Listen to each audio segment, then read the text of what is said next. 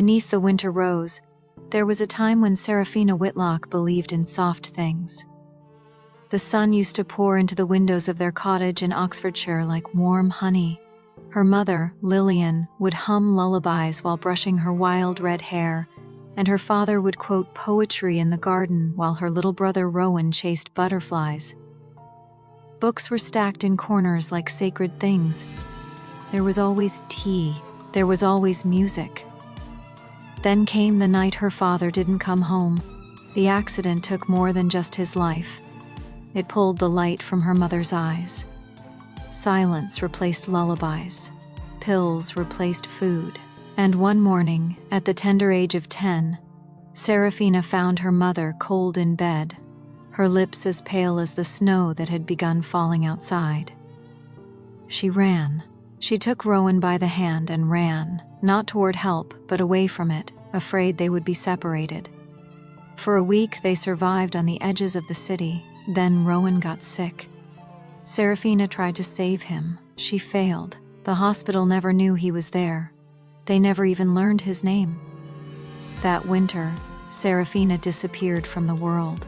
She wandered into London, a ghost in the snow. She forgot how to speak, how to smile. Her beauty became a burden she buried beneath dirt and torn scarves. For 9 years, she lived like wind, unseen, unfelt, surviving the cold by becoming colder. She watched the world from rooftops and alleyways, drawing chalk angels on brick walls and naming pigeons after storybook nights. No one remembered her. Until one man did. Dmitry Romanov was not supposed to stop, not for anyone. Born to no name in the slums of Kazan, he had carved his place in the world through violence, intellect, and ruthlessness. At 14, he'd taken his first life. By 25, he had taken the Bratva. They called him the Black Crown, the king without a soul. The scar that crawled up his neck, twisted like the roots of a dead tree, was proof of what he had endured, or survived. He came to England to silence someone. Nothing more. But in the shadows of a forgotten alley, beneath the flicker of a dying street lamp, he saw her. A girl with red fire tangled around her, hunched beside a frozen trash bin, her jade eyes alert even in hunger. She didn't beg. She didn't plead. She just looked at him like she knew what death tasted like too. And for a reason he still couldn't name, he offered her a room. Just for the night. But fate doesn't end at mercy. That was the moment everything began. A man built of ice and shadows, a girl buried beneath snow and silence, and the impossible bloom of something fragile, defiant, and red. A winter rose. London in winter was cruel. The city coughed steam from rusted grates and whispered promises through alleys that stank of wet brick, cold oil, and cigarette ash. It was a place that never quite slept, never quite cared. The snow here didn't fall like in the countryside, soft and soundless. No, this snow clung to soot and fell like ash, blanketing the streets with a layer of silent rot. Beneath a broken street lamp on Birchwood Lane, something small and red shivered under a threadbare coat. She sat with her back to the wall, legs curled up to her chest, the tips of her fingers poking out from gloves that had long since stopped being gloves. Her hair, so long it curled around her like fire spilled from a bottle, was tangled with ice and dirt. Her face was pale, hollowed by hunger, and smudged with the weary gray of too many sleepless nights. But her eyes, those still burned. Emerald, sharp, and watching. Seraphina Whitlock hadn't spoken a full sentence in 9 years. There hadn't been a reason. The other street rats avoided her. The few that didn't tried to follow her, or worse, tried to touch her. She didn't need people. People brought questions. People made noise. And noise drew attention. She had learned, long ago, that the world only looked at you when it meant to take something. Tonight was colder than usual. Her breath fogged and hung in front of her face, drifting like smoke from a dying fire. Her stomach had stopped growling 2 days ago. Always a bad sign. She counted it out in her head. 3 days since she'd last eaten anything solid. 7 since her last warm drink. 14 since she'd slept under a real roof. The world was fading to gray. Still, she sat upright, stiff and quiet, her green eyes darting toward any sound. A man passed by with a dog. A drunk couple argued down the block. Across the street, a bodega closed its metal shutter with a shriek. Nothing for her. The street lamp above her flickered. Once, twice. Then it buzzed and dimmed as if the city itself were giving up on her. And yet, she stayed. She always came back to this spot. Even though it offered nothing but wind and the occasional scurrying rat, she came back because it was the last place someone had said her name. A soft woman's voice, slurred with sleep. 9 years ago, a memory half-dreamed now. Serafina. Come inside, darling, it's cold. She had been 10 years old. She didn't cry anymore. Not for her mother, not for her brother, not even for herself. The snow began to fall again, heavy now, covering her shoulders like a burial shroud. Across the street, a black car pulled up. It wasn't like the usual London sedans. This one was too quiet, too smooth. It slipped through the snow like a panther, sleek and dark, with windows that reflected nothing. The kind of car that screamed money and danger in equal measure. Serafina didn't move, but her eyes followed it. The driver stepped out first, tall, bald, with a thick neck and a coat that looked like it could eat most of London alive. He opened the back door, and out stepped him. Black shoes, tailored suit, no tie. His coat flared behind him like a shadow with intent. His hair was dark, neatly combed, a few strands curling at his brow from the damp. But what caught her breath, what made her pull her coat tighter around herself, was the way he moved, silent, like something that didn't need sound to announce its presence. He turned his head slightly, revealing a scar that crawled up the side of his neck, sharp and branching like the twisted roots of a dead tree. It glistened faintly in the streetlight's dying glow. His eyes were blue, not the polite, sky-colored blue of a businessman. No. These were deep, winter lake blue, the kind of blue that stared through people instead of at them. She ducked her head before he could notice her watching. Too late. His steps slowed. She curled tighter into herself, not moving, not even breathing, as his footsteps drew closer, closer. The snow seemed to hush around him, muffling everything, and then he was there, standing less than a meter away, looking down at her. Nothing was said for a long time. She expected the usual, a coin tossed, a scoff, a demand to leave. Instead, "You're going to die out here." His voice was low, Russian, smooth as frost, but not cruel. She looked up. His face was carved from silence, expressionless, unreadable. But there was something behind his eyes. Not pity, something older, something tired. She opened her mouth. Nothing came out. He crouched, slowly, like someone approaching a wounded animal. One gloved hand reached into his coat. For a moment she flinched, ready to run. He pulled out a pack of cigarettes. He lit one, took a breath. The scent wrapped around her like warmth. Then, without asking, he placed the pack beside her. "Take them. They're menthol, so you don't forget your throat exists." She stared at them, still not speaking. He stood again, eyes narrowing. And then, with a tone she almost mistook for curiosity, "What's your name?" Silence. Then soft and hoarse, like it hadn't been spoken in years. "Serafina." He blinked. Once. A name with fire. He turned, walked back to his car. She expected the door to shut, the engine to roar. Instead, he paused, looked back. "There's a hotel, 1 block west, room 317, if you're there in 20 minutes. I won't ask why."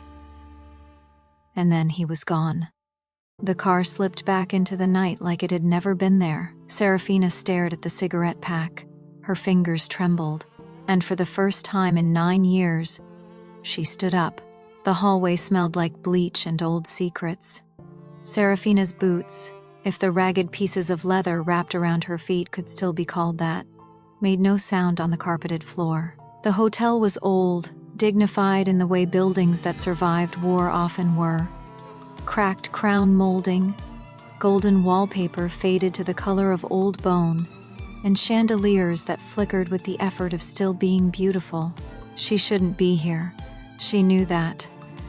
She had passed the front desk without looking at the clerk slipping in behind a couple dragging a suitcase.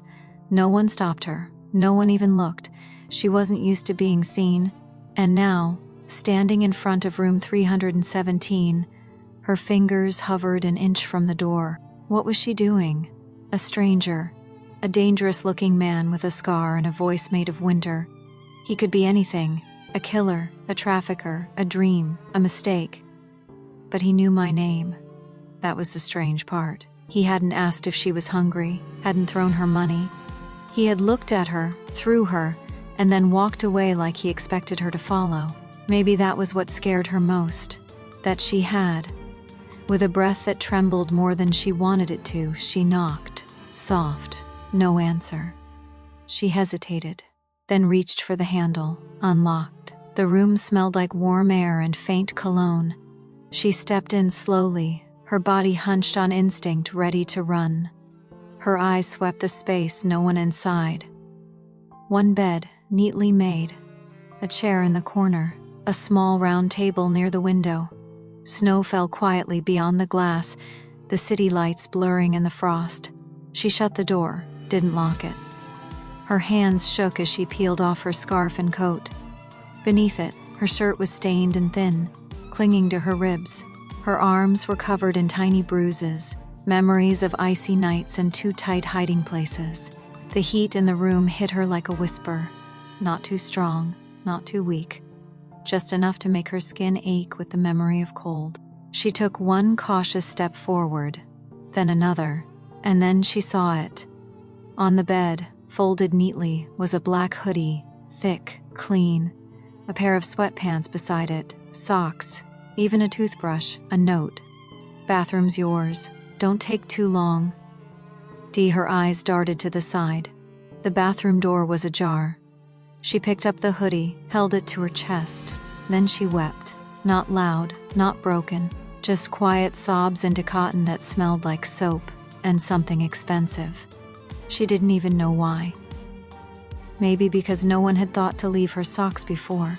Maybe because he hadn't waited to watch her change. Maybe because, for a moment, she felt like a person. The water ran too hot. She let it burn. The bathroom mirror was dusty, cracked in one corner. Her reflection looked like a ghost staring back. Pale skin marbled with grime, red hair matted, eyes sunken. She took a breath, peeled her clothes off, and stepped into warmth. It wasn't just a shower, it was a memory. She let the dirt wash away, layer by layer, as if she were shedding skin. Her fingers scrubbed her scalp until it stung. She watched the water run black, then gray, then clear. And still, she stood there. She didn't want to leave. When she did, the mirror was fogged. She wiped it slowly, revealing a face she hadn't seen in years. A girl with high cheekbones, wide green eyes, and lips that trembled even in stillness. She wasn't pretty, not yet, but she was there, alive. Dmitry Romanov sat in the lobby bar with a drink he didn't want and thoughts he couldn't silence. He watched the snow fall. Outside, the city was choking on cold. London wasn't like Moscow. It didn't wear its winters with pride.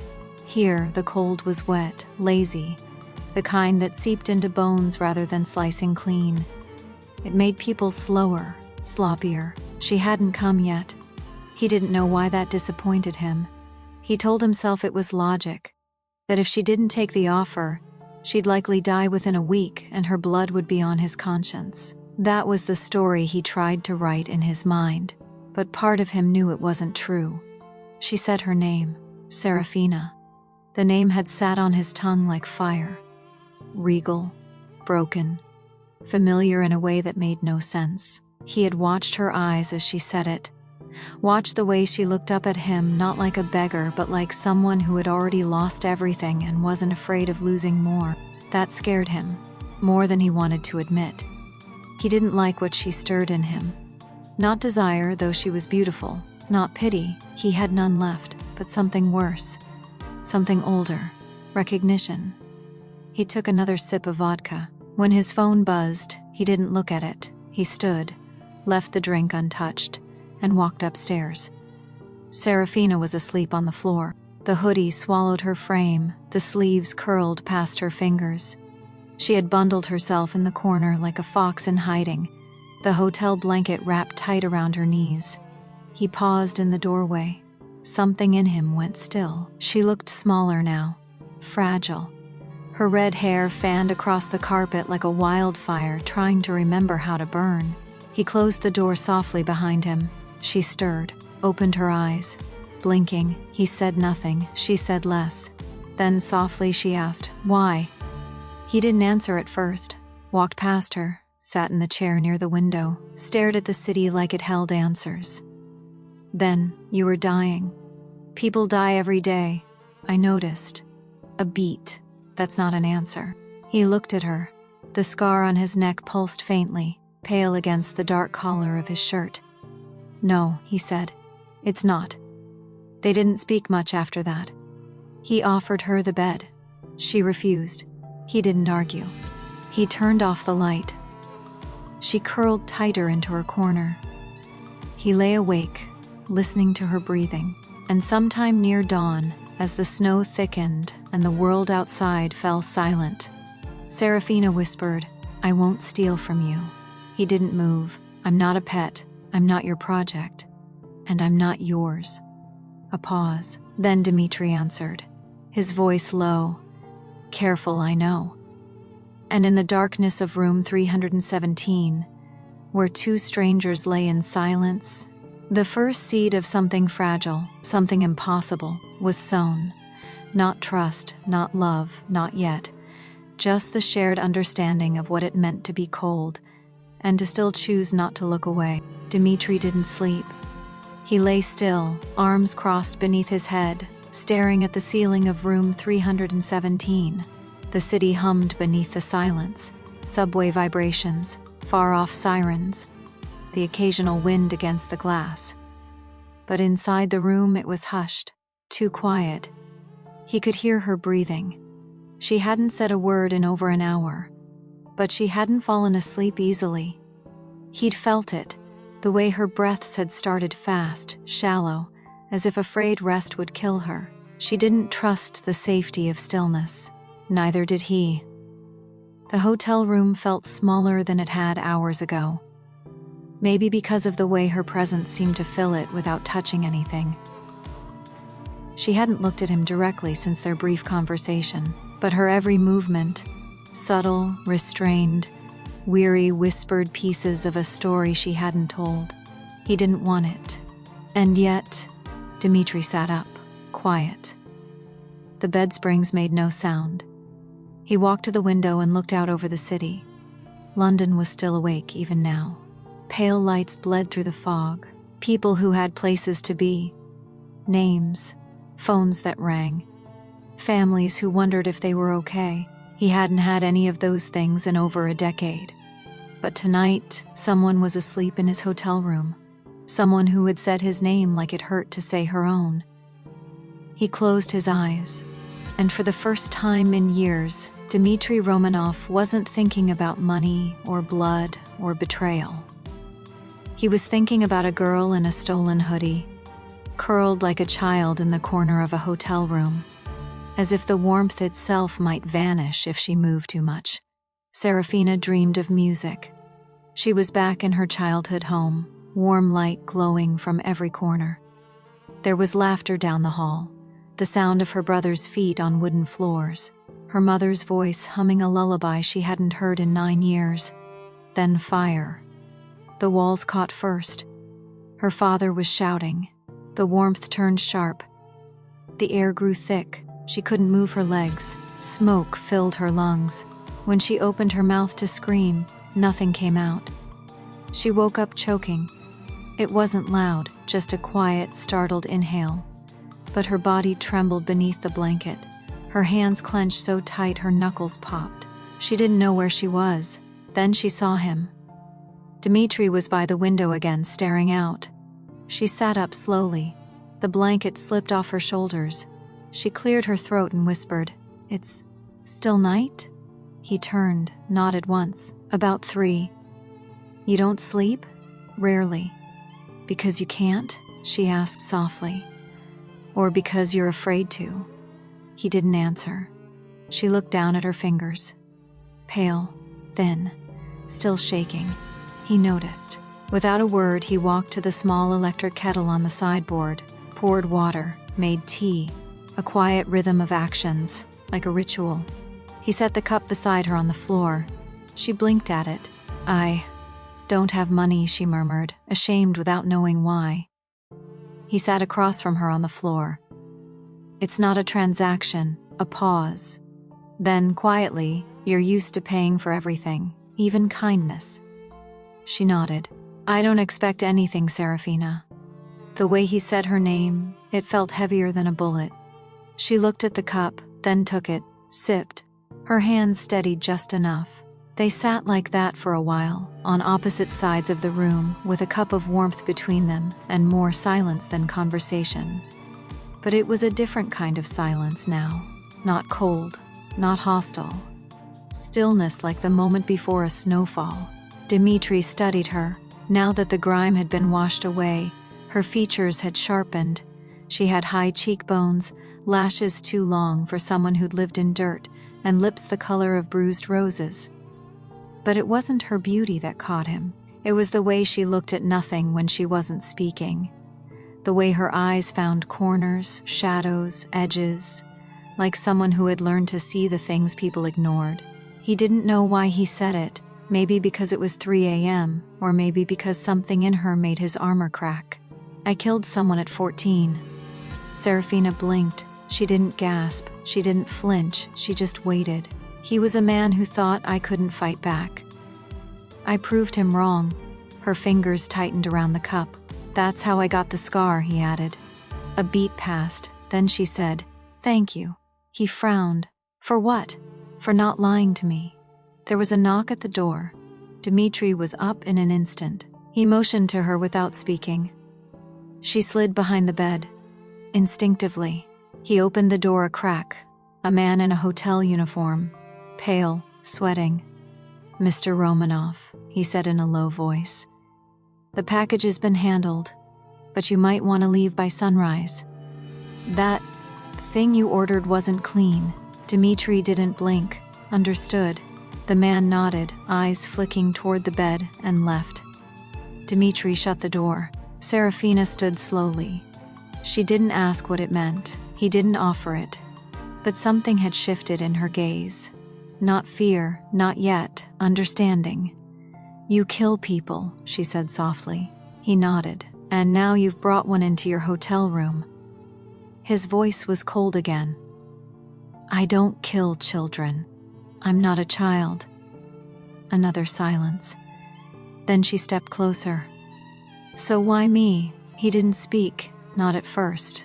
Then finally, because when I looked at you, Serafina, I saw someone who had died once already and chose to come back. She didn't know what to say, so she said nothing. And when she sat on the edge of the bed and closed her eyes, Dmitri turned the lights off and let the silence stay. But neither of them slept, and neither of them would be the same again.